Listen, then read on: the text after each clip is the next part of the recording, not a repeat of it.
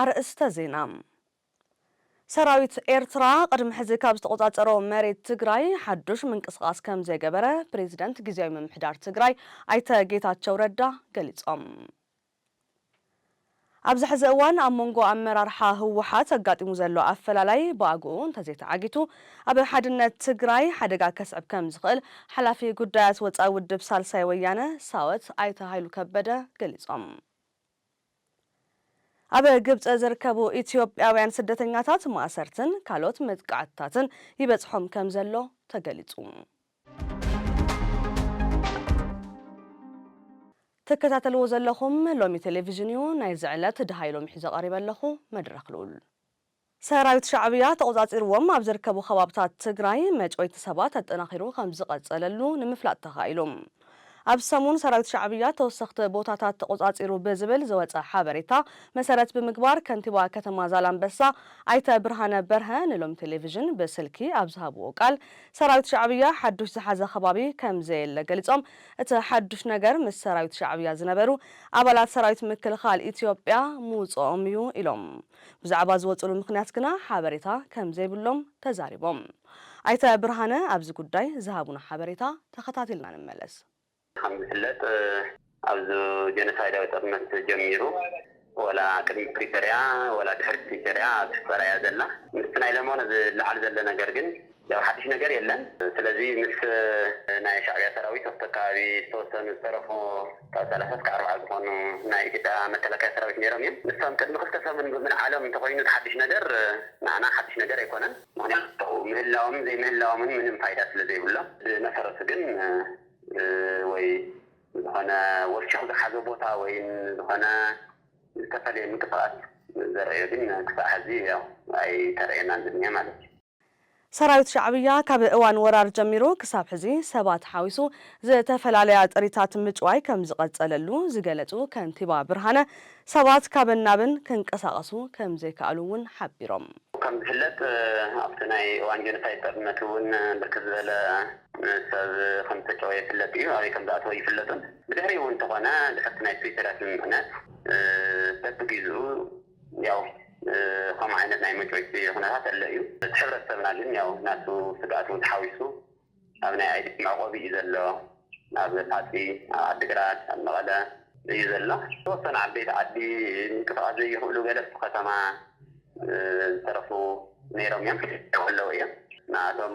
ከምኡ ዓይነት ሰብኣዊ ሓገዝ ንምብፃሕ ወይ ዝኾነ ማሕበራዊ ግልጋሎት ንምሃብ ዘፀልመሉ ኩነታት ከም ዘሎ ያው ክፍለጥ እዩ ዝግብኦ ማለት እዩ። ያው ከም ዝፍለጥ ኬላ ስለ ዘሎ ቅድሚ ዛላንበሳ ምእታውካ ዝባን ሕፃ ዝበሃለ ኬላ ስለ ዘሎ ብዝኾነ ምክንያት ዝኸይድ ዓበይቲ ዓዲ ሰነድ ከለኸላ ተላ ተመዝጊበን እየን ዝኣትዋ ክወፃ ተለዋ እውን ያው يوصل لنا إلى أنت مزجين ينزوضع أورد زيت أنا قصة فرعات من زبها حد شتبعتي من زبها الوسيط المقصر زجورة خناتي እዚ ከምዚሉ እናሃለወ ፕሬዝዳንት ጊዜያዊ ምምሕዳር ትግራይ ኣይተ ጌታቸው ረዳ ንኣዲስ ማለዳ ኣብ ዝሃቦ ርእቶ ሰራዊት ኤርትራ ቅድሚ ሕዚ ካብ ዝሓዞ ቦታ ኣይወፀን ሓዱሽ ዝሓዘ ቦታ እውን የለን ኢሎም ዝኾነ ዓይነት ምንቅስቃስ ከም ዘይገበረ ግን ድማ መንግስቲ ፌደራል ካብ ግዛኣት ትግራይ ከውፅኦ እናተገበኦ ዛጊድ ከም ዘውፅኦ ሓቢሮም። የኤርትራ ሰራዊት ከነበረበት ቦታ አልወጣም። አዲስ የያዘው መሬት የለም አሁን እስከማውቀው ድረስ። ይሄ እኮ የፌደራል መንግስቱ ኃላፊነት ነው መሆን የነበረበት። እዛ አካባቢ ሰራዊት ነበር፣ ሰራዊቱ ወጥቷል። ኣብዚ ሕዚ እዋን ከተማ ዛላንበሳ ሙሉእ ንሙሉእ ሸሞንተ ጣብያታት ወረዳታት ጉሎ መኸዳን ኢሮብን ሙሉእ ንሙሉእን ብኸፋልን ኣብ ትሕቲ ሰራዊት ሻዕብያ ይርከባ። ኣብዚ ሕዚ እዋን ኣብ መንጎ ኣመራርሓ ህወሓት ኣጋጢሙ ዘሎ ኣፈላላይ ብኣግኡ እንተዘይተዓጊቱ ኣብ ሓድነት ትግራይ ሓደጋ ከስዕብ ከም ዝኽእል ሓላፊ ጉዳያት ወጻኢ ውድብ ሳልሳይ ወያነ ሳወት ኣይተ ሃይሉ ከበደ ገሊጾም። እቲ ሕዚ ኣብ ትግራይ ኣጋጢሙ ዘሎ ፖለቲካዊ ቅልውላው ድሕሪ ኩናት ዝፍጠር ቅልውላው እንተይኮነስ ስልጣንን ውልቀ ረብሓን መሰረት ዝገበረ ከም ዝኾነ እውን ፖለቲከኛ ሃይሉ ከበደ ገሊጾም ኣለው። ሃይለ ማርያም ገብረ ህይወት ዝርዝር ኣለዎም። እንታይ ክጋጥም ይኽእል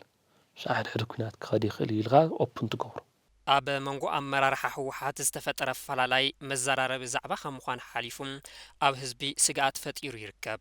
بوزحات اتيف فلالاي نهزبي أب زت عمون أب أنفت جعزة تجراين أيكونن يبلو حلفي قدات وصاي ودب سرساويان تجراي ساوت أي تهاي لكبدون نزي حسابي زت أناخر እቲ ሕዚ ኣብ መንጎ ኣመራርሓ ህወሓት ተፈጢሩ ዘሎ ሰሓቦ ጉተቶ ስልጣንን ውልቃዊ ረብሓን መሰረት ዝገበረ እዩ ይብል ተዋና ምክንያት ረብሓ ህዝቢ መሰረት ጌርካ ፖለቲካ ዘይምስራሕ እዩ በዋናነት ሕዚ ኣብ ትግራይ ተፈጢሩ ዘሎ ፖለቲካዊ ቅልውላው ድሕሪ ኩናት ከጋጥም ዝኽእል ይብሉ ብዙሓት ሃይሉ ከበደ ግና በዚ ኣይስማዕማዕን እቲ ኣፈላላይ እዋን መኸተ ተገምጊሙስ ትግራይ በበየናይ መንገዲ ትጓዓዝ ዝብል እንተይኮነስ መን ስልጣን ጨበጠ ዝብል እዩ መሰረታዊ ናይ ህዝቢ ሕቶታት ኣይኮነን ዝለዓሉ እቶም ዝለዓሉ ተራ ናይ ስልጣን ሕቶታት ተራ ሸፈጥ ተራ ንሕንሕ ተራ ናይ ኣውዲቕካ ምሕላፍ ኣጀንዳ ነቲ ሓደ ውድስ መን ወረሰውን ይኒአው من حزي من منكستاو محاور حزي من سلطان من طلني من سلطان كمنطلني بلاي ኣብ ክልተ ተመቂሉ ዘሎ ሓይሊ ህወሓት ደገፍ ንምርካብ ናብ ህዝብን ከባብን ክሽጓጥ ይረኣሎም እዚ ድማ ብጣዕሚ ሓደገኛን ሓድነት ትግራይ ዝበታትን እዩ መተኣኻኸብ ነጥኻስ ከባቢ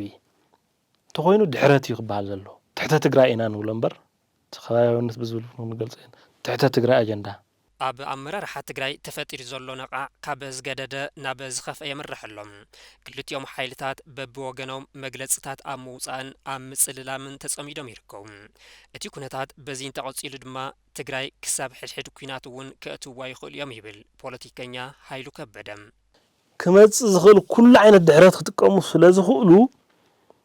ትግራይ እውን ናይ ምብታን ሓደጋ ተደቂንዋ ኣሎ ኢለ ይኽላዕ ዝደሊ ካውን ታሕት ደይኮነን ሰይሁ ግን ታክትኾን ታዝኸፈት ክትኾን ትኽእል ብሙላ ናይ ሕድሕድ ኩናት ሓዊሱ ሓሲበ ይኽጓዓዝ ክንቀሳቀስ ደሊ ንመንእሰይ እውን ከጠንቀቕ ዝደሊ እዚ ኣብ ልዕሊ ትግራይን ህዝባን ተዳዕኒኑ ዘሎ ሓደጋም ካብቲ ኣብ እዋን ወራር ዝነበረ ዝገደደ ምዃኑ ብዙሓት ተንተንቲ ፖለቲካ ዓለም ይዛረቡ ኣለዉ ብምዃኑ ትግራይን ህዝቢ ትግራይን ካብ ምብትታን ንምድሓን ድማ ሎሚ ጠጠው ኢልካ ምሕሳብ ይጠልብ ኢንፎርማል ይኹን ፎርማል ይኹን ዲስካሽን ክጅመር ኣሎ ኣብ መንጎ ብፍላይ ፖለቲካዊ ሓይልታት ካብ ቀያሕቲ መስመራት ኢሚዲየትሊ ክስመሩ ክኽእሉ ኣለዎ ውሑዳት እየን ተን ቀያሕቲ መስመራት ኣብአን ትረዳዳእ ኣብ ግብጽ ዝርከቡ ኢትዮጵያውያን ስደተኛታት ማሰርትን ካልኦት መጥቃዕትታትን ይበጽሖም ከም ዘሎ ተገሊጹ ግብጽ ብሰንኪ ዓብይ ግድብ ህዳሰ ምስ ኢትዮጵያ ዘለዋ ቀርሕንቲ ተኣሳሲሩ ኣብ ልዕሊ ኢትዮጵያውያን ስደተኛታት ኢላማ ትገብር ምህላዋ ተገሊጾሎም ኣብ ግብጽ ሓለፍቲ ማሕበረሰብ ኢትዮጵያ ከም ዝበልዎ እቲ ማሰርትን መጥቃዕትታትን ካብ ወርሒ ሚያዝያ 2023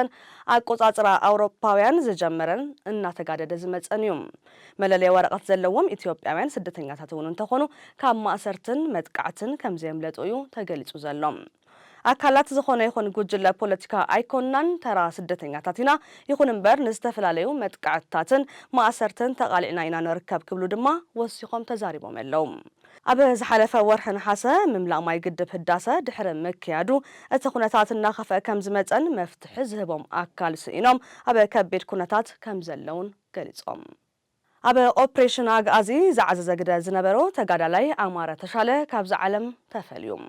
ተጋዳላይ ኣማረ ተሻለ ኣብ ታሪክ ብረታዊ ቃልሲ ህዝቢ ትግራይ ብወታደራውን ፖለቲካውን መኽሰቡ ዕዙዝን ዕውትን ፍጻመ ዝኾነ መስተንክራዊ ስርሒት ኦፕሬሽን ኣግኣዚ ዓብይ ግደ ከም ዝነበሮ ይግለጽ ተጋዳላይ ኣማረ ተሻለ ካብቶም ወጽዓ ጭቆናን ብሄራዊ ዕብለላን ዘይቅበሉ መናእሰይ ሓደ ኮይኑ ናብቲ ብህወሓት ዝምራሕ ዕጥቃዊ ቃልሲ ተጸንቢሩ ኣብ ከተማ መቐለ ኣብ ዝነበረ ውሽጣዊ ስርዒት ኮይኑ እናተንቀሳቐሰ ኣብ ዝነበረሉ እዋን ኣብ መቑሕ ማእሰርቲ ኣትዮም ግዳይ ቀይሕ ራዕዲ ተባሂሎም ካብ ዝነበሩ ሓደ እንትኸውን ተኣሲሩሉ ካብ ዝነበረ ሸንሸል በጢሱ ድሕሪ ምምላጥ ናብ ሜዳ ወሪዱ ኣብ እገላ ታዕሊም ድሕሪ ሙሳድ 1978 ዓመተ ምህረት ንልዕሊ 1300 እስራት ቤት ማእሰርቲ መቐለ ንምፍታሕ ዝተፈላለየ ልእኽቶ ካብ ዝተዋሃቦም ሓደ ነይሩ